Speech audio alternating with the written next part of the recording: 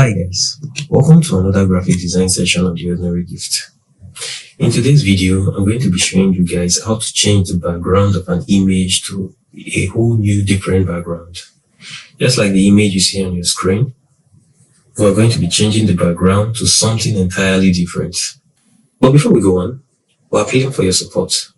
Please subscribe to our YouTube channel, like this video, share it to your friends, and please leave us a comment. We will appreciate if you do this for us. So let's go. So to do this, we're going to be opening our image. This image, we're going to be changing the background. We're going to be opening it in Adobe Photoshop. So I have already opened it, and this is what we have. Now, the next thing you should do, bring in the background you want to replace. Right now, she's standing in front of a purple background. So you bring in the background you want to replace this with. So I'm going to be importing this. I have a background saved on my PC, so I'm going to drag this on Photoshop. Now, arrange this background, place it properly on your picture, place it properly on your photo. I'm done. Press enter. Now come to the original picture. Let me put off this background. Now come to the original picture under your layers panel and duplicate. You can do this by right clicking and duplicating layer, or you can drag this to the plus icon there. So you see we have two we've succeeded in duplicating our photo. Now take this duplicated copy and take it over this background. Remember, this is our background. Take the duplicated copy, put it over this our background, which we want to change to. Let me put this off. This is our background, and this is our duplicated photo. So the next thing you should do, come to your quick selection tool on your toolbar, the toolbar on your left hand side. Go to your quick selection tool and select your image. Let me zoom in a bit. Select your image. You can choose to increase the size of the quick selection tool. Right now we're having it at 25. You can increase it to make it bigger, and you select the image. You select every part of the lady because we want her to stand out from the background. So I'm going to be selecting her hands.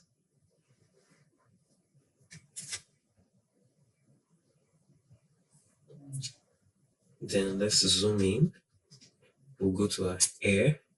For simpler images, it will just select everything. But since there's a lady with hair, there's going to be a little technicality here. So I'm going to be moving as slow as I can to make sure I select the hair. So just like I'm doing right now. So with a quick selection tool, I'll be dragging over the hair. And then don't worry if you make a mistake. You can always come up here. Any part you select that you don't want to be in this selection, you come to the top here and subtract it from the selection. Reduce your quick selection tool size. So just like this. You see, I subtracted it. Let's zoom in more.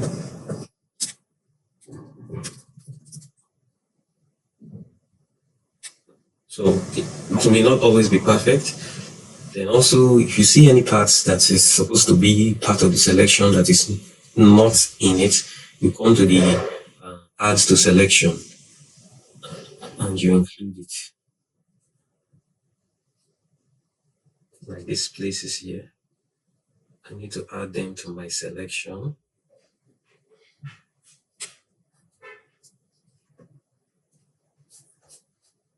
And subtract some of these places from my selection.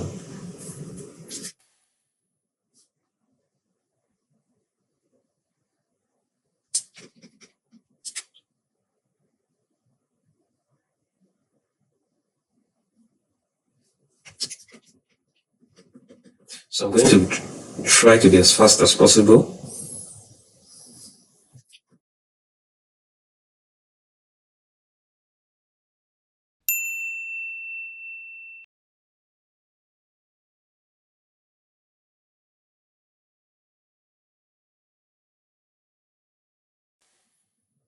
So this is it. Just adding some finishing touches. And this is what we have. So let's zoom out. So the next thing you should do, come to the top here, the very top here, and click on select and mask. Select and mask. Now, assuming you have no hair, probably the image you are going to be using won't have a complicated hair like this. What you should do, you should come to onion skin. But if you're having a complicated hair on your image, you should come to the overlay. Now, the onion skin is the main function we are here to use. But because of my hair, I need to use this overlay to make some refinements before I move to the onion skin. So what should you do? Come down here. After selecting overlay, remember you select overlay, you come here, you click on this drop down here. We have onion skin, marching ants, overlay, on black, on white. So I'm selecting overlay. So the next thing you should do, you can also play around this thing here, like smoothing the edges of diagram, feathering it. Like if you zoom in, you will see that the body edges may be sharp. So what you should do, you could decide to smoothen, to give it a smoothing look. Like you can see what just happened. It was sharp. Just let me zoom in a bit so that you see what I'm saying. I'll take it out. As you can see, the edge sharp. So let me smoothen. You can see.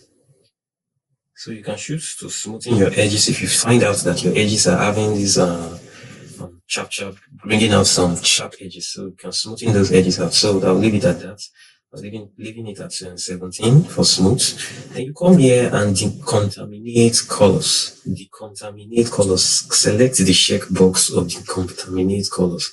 Now we want to work on the air. Remember, I said again, I'm saying it again, if there is no air on if there is no complicated air on your drawing or on your photo, you don't need to go through this process I'm going through.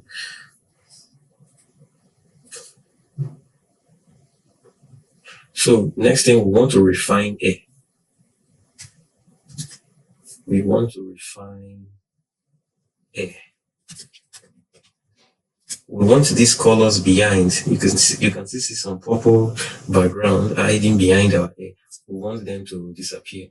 So you come to refine edge brush tool. You can click on refine air at the top, and Photoshop's AI will do it for you, but it may not do it perfectly. So let's just use that one. Click on refine air.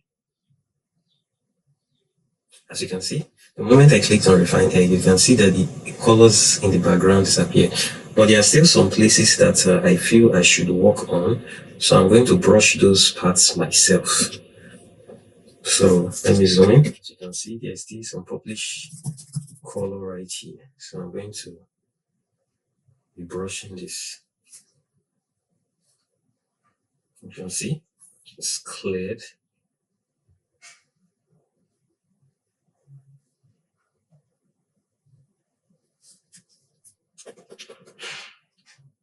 So this is what we have. I'm saying this edge here. So I'm using the refine edge tool.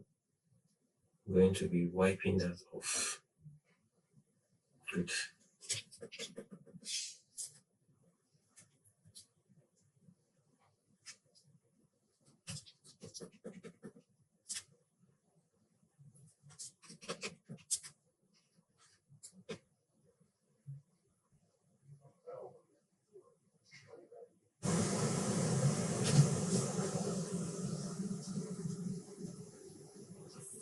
Still have a little edge here we should clean up. Okay. So that is that. So once you make sure you check, and once you're satisfied that there is no trace of the old background in your image, then we'll do what we came here to do. So what you should do, come to the onion skin. Come to onion skin and okay.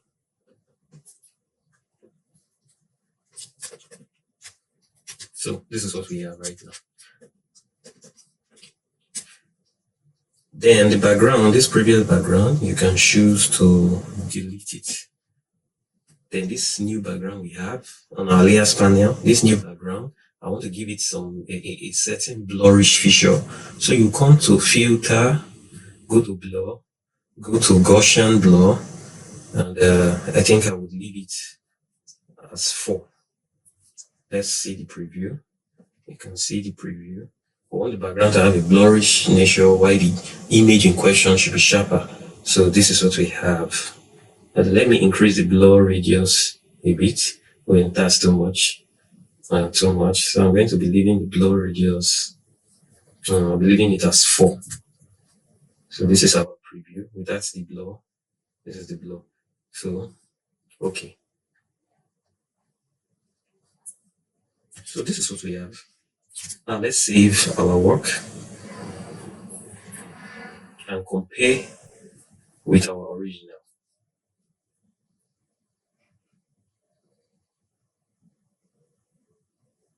I'll be saving this in JPEG format. Let me give this background change. Background change. And save. So now let's compare what we have done. This is our original image.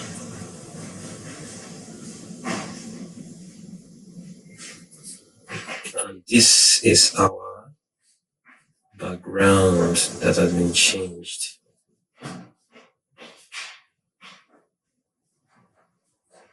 So let's see what we have.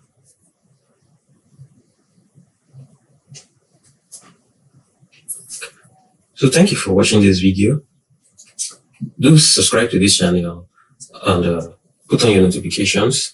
If you like what we do, please invite your friends to subscribe to our YouTube channel, like this video, and leave us a comment.